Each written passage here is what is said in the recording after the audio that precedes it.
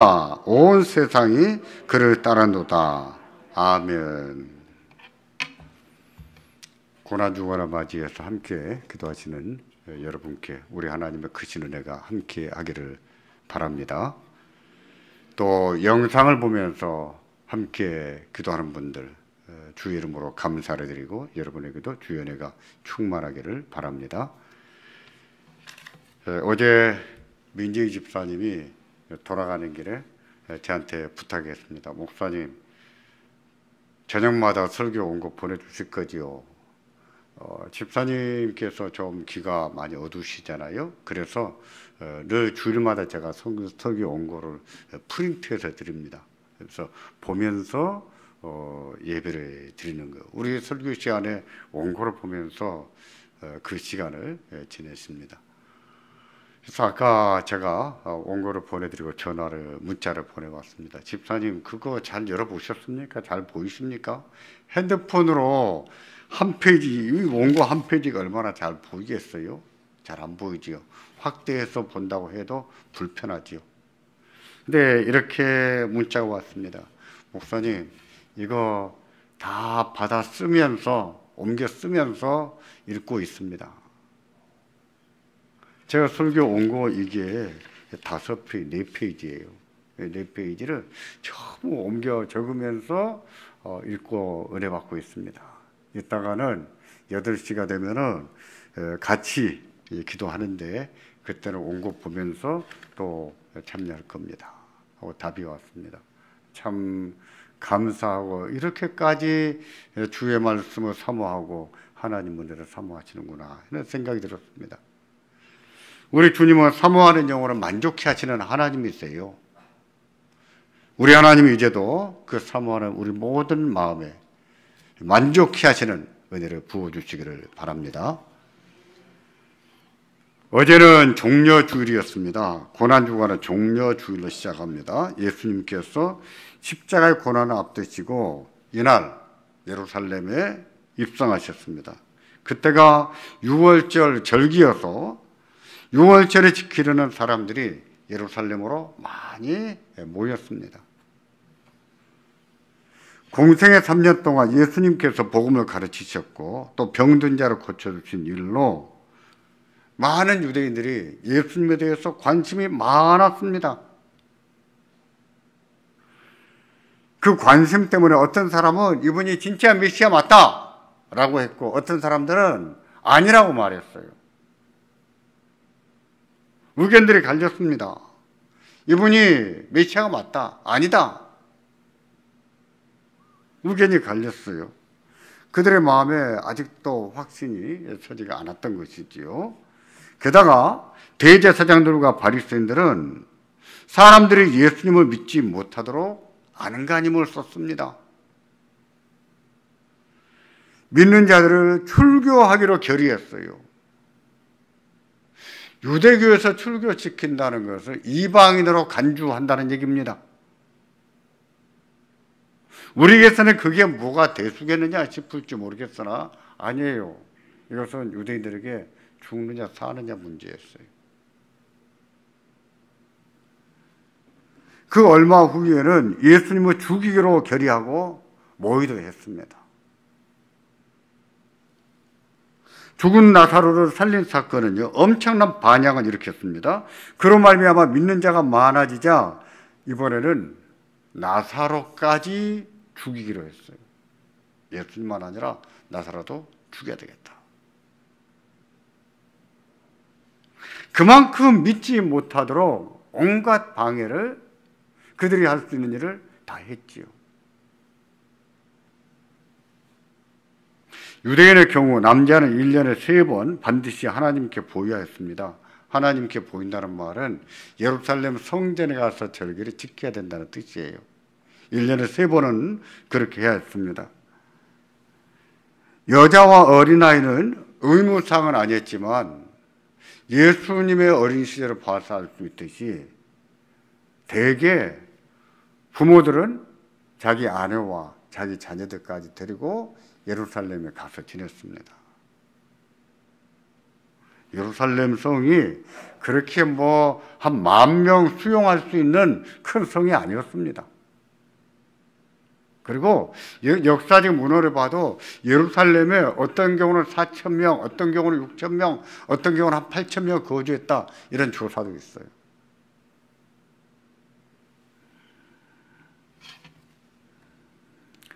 그 유월절에는 그 어떤 절기 때보다도 사람들이 더 많이 몰렸습니다. 왜 그랬을까요?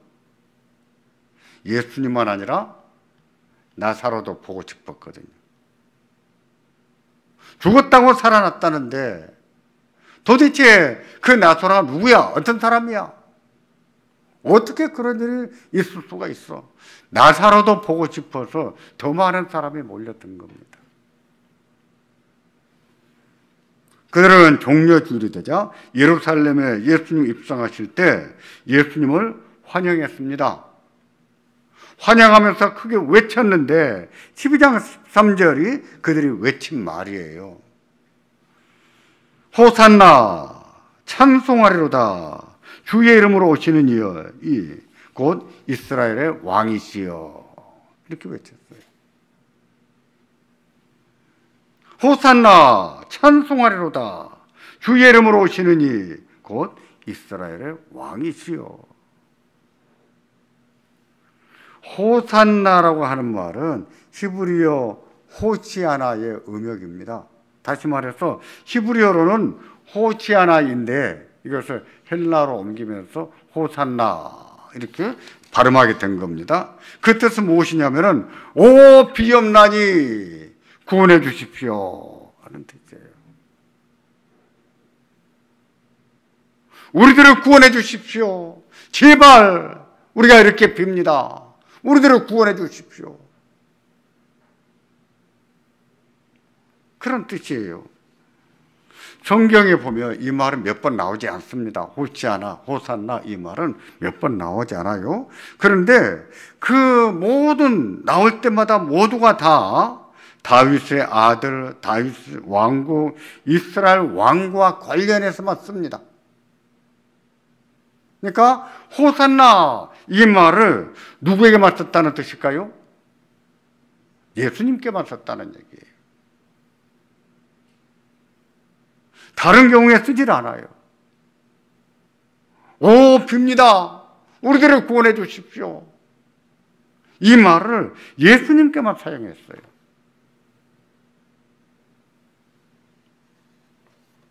이렇게 외쳤다고 하는 것은 뭘 의미할까요? 그들은 예수님을 성경이 약속한 그 다윗의 자손으로 믿었다는 뜻입니다. 구약에 이미 말씀해 주신 이스라엘의 왕이요 구원자로 믿었다는 뜻이에요.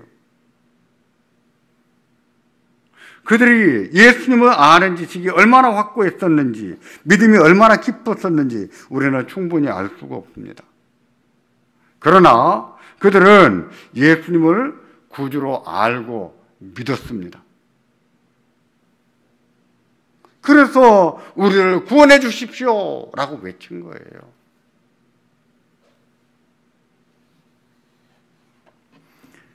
그들이 예수님을 믿을 수 있었던 이유는 뭘까요? 우선 기본적으로 첫 번째는 하나님 말씀 때문으로 찾아야 됩니다. 그들은 성경 말씀을 알고 있었어요. 구약입니다. 뿐만 아니라 예수님이 들려주신 말씀을 듣고 왔어요. 예수가 무엇을 가르치는지 알고 있었습니다. 그리고 예수님이 베푸신 표적 때문이었습니다. 예수님이 베푸신 표적은 예수님이 바로 그 메시아시라는 증거가 되거든요. 그들이 예수님을 믿기로 한 결정적인 계기는 무엇이었을까요? 죽은 나사로가 살아난 사건이었어요. 예수님이 죽은 나사로를 살리신 사건 때문에 그들은 이분이 메시아가 맞다 확신한 거예요. 그리고 믿기로 하고 예수님이 예루살렘에 입성하실 때 호산나 하고 주를 영접한 겁니다. 그것은 정말 잘한 일이지요. 예수님을 구주로 알아보고 예수님을 믿다니 그것은 큰 은혜고 축복입니다. 정말 잘한 거예요.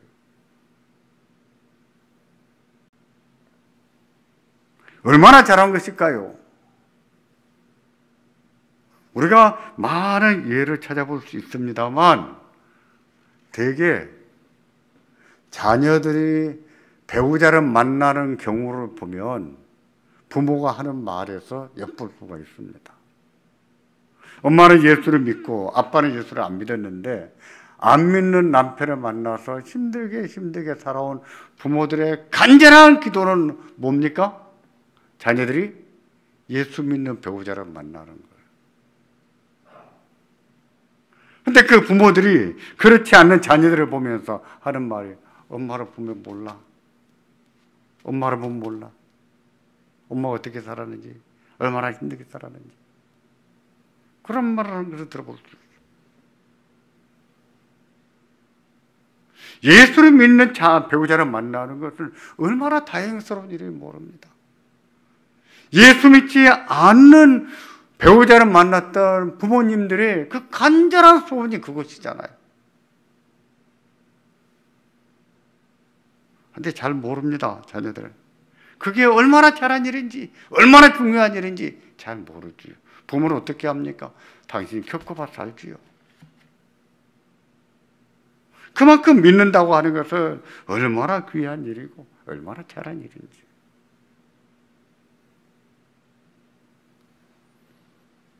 그 사람들이 그렇게 믿었다고 해서 그 시대 사람들이 예수님을 다 믿었을까요? 아니요, 그렇지 않았습니다. 믿지 않은 사람이 많았습니다. 우선 대제사장들, 서기관들, 바리새인들을 보세요. 그들은 누구보다도 성경을 잘 알았습니다.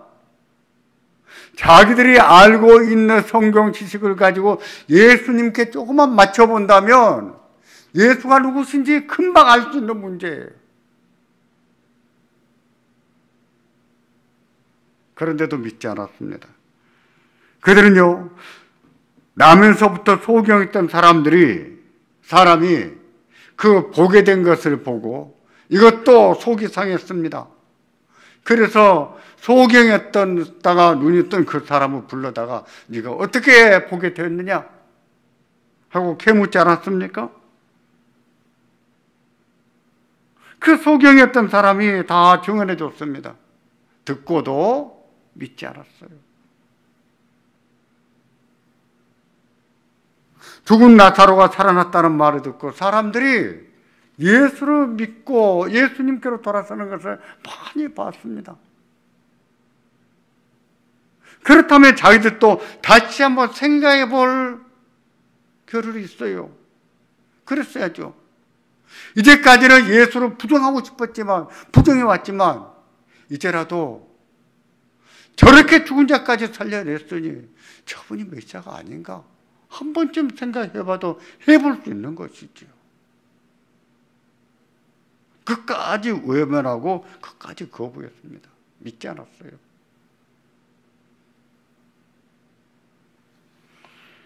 가룟 유다는 어떻습니까? 가룟 유다는 그 누구보다도 예수님 말씀을 잘 듣고 배울 수 있었습니다. 3년 동안 따라다녔으니요. 수많은 표적을 가까이에서 지켜봤어요. 오병이어 이적을 베푸실 때는 예수님이 떡과 물고기를 제자들에게 주면서 다 나눠주겠어요. 그 오병이어를 받아서 사람들에게 나눠준 사람 중에 한 명이 유다가 아니었을까요? 그렇겠죠. 오병이어 이것 통해서 떼서 나눠주면 또 생겨나고 떼서 나눠주면 또 생겨나는 것을 봤던 사람이에요. 그런 것을 보면서도 어떻게 믿지 않았을까요? 자기가 무슨 짓을 하려고 하는지 예수님이 다 아셨잖아요. 아시고 내가 떡 한 조각을 집어주는 그 사람이 팔 것이다. 집어줬어요. 저분이 도대체 누구시길래 내가 자기를 팔려고 하는 것까지 아실까? 자기 속마음까지 알아보신 분이라고요. 근데도 믿지를 않았습니다. 어찌 그럴 수가 있을까요? 그런 점들을 고려해 보면 예수님을 구세주로 알아보고 호산나 찬송하리로다 외치면서 맞이했던 사람들은 얼마나 잘한 것입니까? 정말 잘한 것이지요.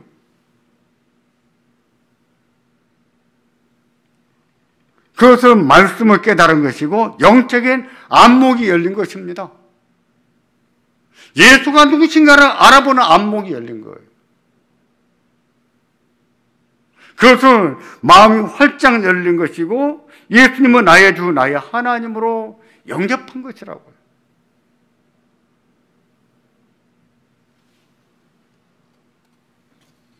고난주간에 지내면서 우리에게도 하나님 말씀을 깨닫게 하시는 은혜가 임하기를 바랍니다.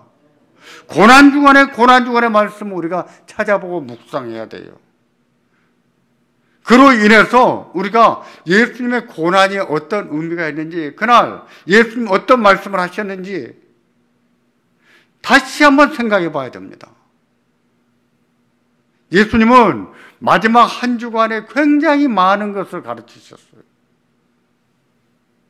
요한복음은 마지막 한 주간에 말씀하신 것들을 집중적으로 기록하고 있어요. 우리도 읽어봐야 됩니다. 읽어보고 그 말씀을 깨닫게 하시는 은혜로 말미암아서 우리가 그걸 깨달아지고 그 말씀들이 우리 마음에 믿음으로 자리 잡아야 됩니다. 고난을 다시 한번 생기고 고난이 싫은 것이 아니라 고난이 친숙해질 수 있도록 고난도 받아들일 줄 알아야 되는 거예요.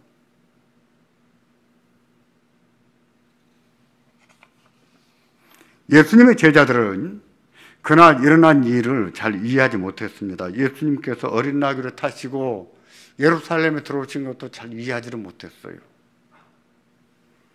그리고 사람들이 예수님을 환영하면서 호산나 찬송하리로다 이렇게까지 몰려들어서 예수님을 환영하는 것도 이해하지를 못했습니다.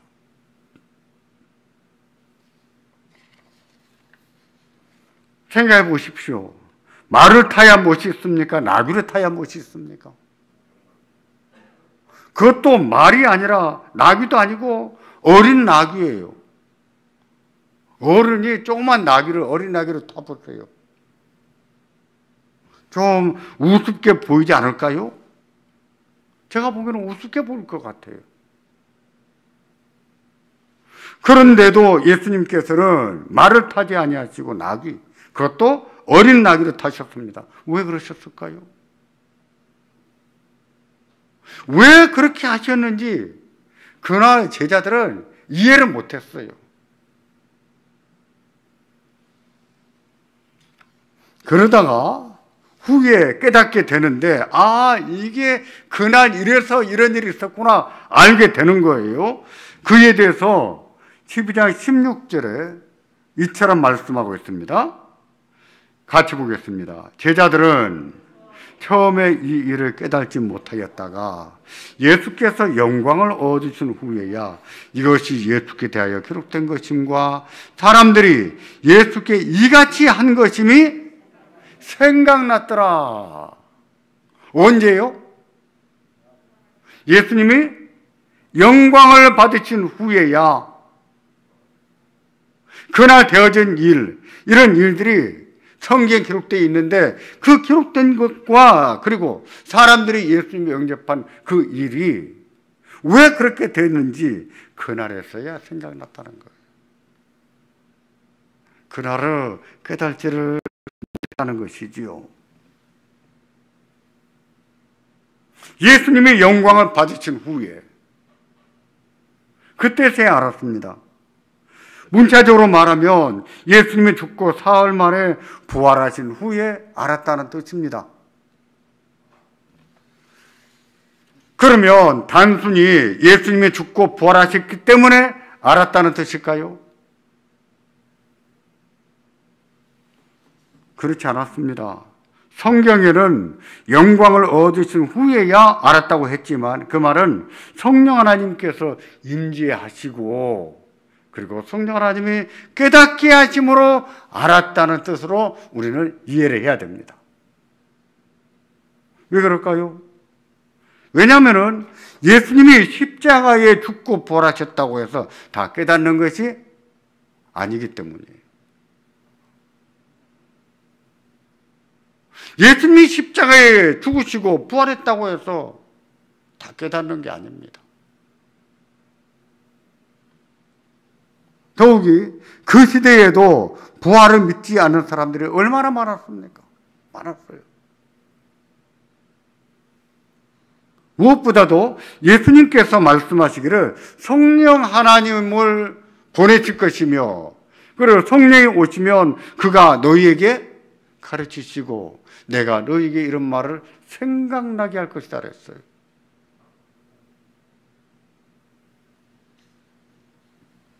제자들은요, 종려주일에 왜 예수님께서 어린 나귀를 타셨는지, 사람들은 왜 그렇게 몰려와서 호산나를 외쳤는지 몰랐습니다. 그러나 예수님이 승천하시고 성령 하나님이 임재하신 후에 성령 하나님이 깨닫게 하심으로 알게 됐다는 말이에요.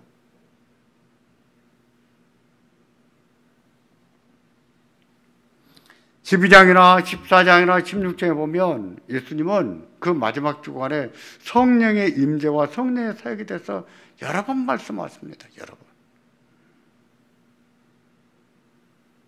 지금은 내가 너에게 이르는 말을 너희가 알지를 못할 것이다 그랬어요.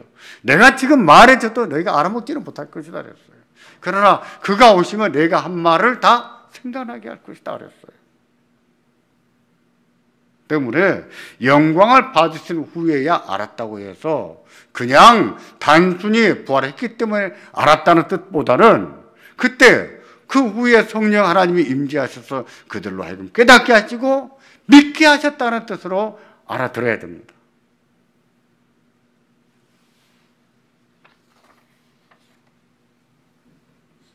제자들은요, 구약 성경에 이미 기록이 되어 있는데 그 말씀이 예수님에 관한 말씀이라는 것을 후에 알았어요.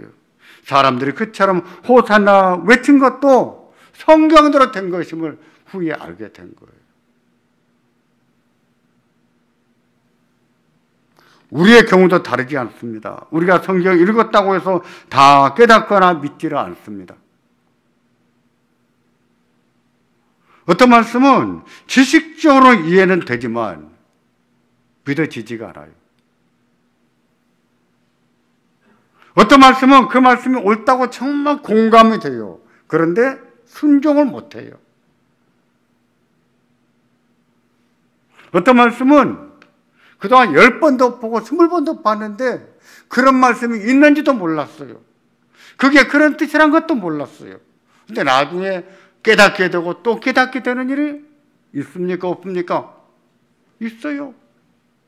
누가 하실까요? 성령이 하십니다. 성령이 하시는 거예요.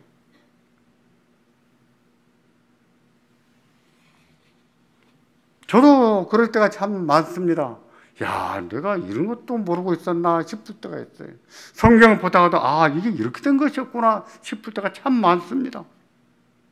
왜 그동안에 이런 것을 못 봤지? 왜 이런 것이 안 보였지? 왜 그렇다는 뜻을 몰랐지? 싶을 때가 많아요.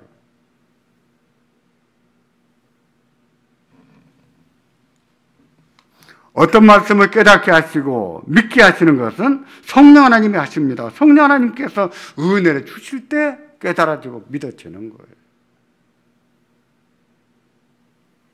이번 기도회에서는 고난주간에 있었던 일들, 그리고 예수님이 하신 말씀을 강론할 것입니다. 우리가 그 말씀을 읽고 들을 때 성령 하나님께서 깨닫게 하시는 은혜를 주시기를 바랍니다.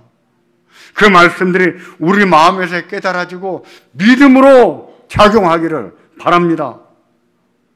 이로 인해서 우리는 고난에 대해서 더 깊이 알아갈 수 있어요. 예수님의 고난을 더 친숙하게 받아들일 수 있고, 그리고 우리도 기꺼이 고난에 참여해야 된다는 것도 깨달을 수 있고 참여하는 마음도 생기는 거예요. 이로써 우리가 주의 고난을 깊이 알아가고 주의 고난에 동참하는 은혜가 있기를 주의 이름으로 기원합니다. 기도하겠습니다.